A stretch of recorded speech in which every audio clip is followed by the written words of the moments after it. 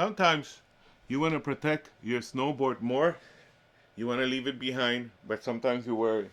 Depending on the mountain. I've never had, in the mountains that I go to, I've never had a problem, but I still have this this lock where if I'm gonna leave for lunch, usually when you take a break from snowboarding in the middle of the day, you're gonna leave for lunch, you want to lock up your board. Here's the here's the lock. You see? Really nice lock. Really nice lock.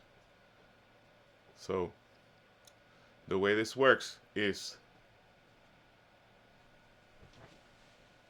you press this button in the side, right? Right? You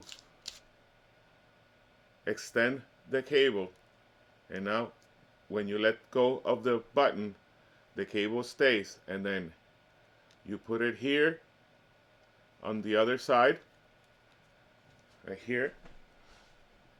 You put it on the other side, so you extend it, release the button, extend it, then put it on the other side, and then you set the combination, right? You said three, this is, they come in different digits. You put the combination, and that's it, it's locked, all right? So it's locked, and you can leave the board wherever, and then when you come back, you put the combination there, and it unlocks, and that's it, you're done. So these little things here are very, very sturdy.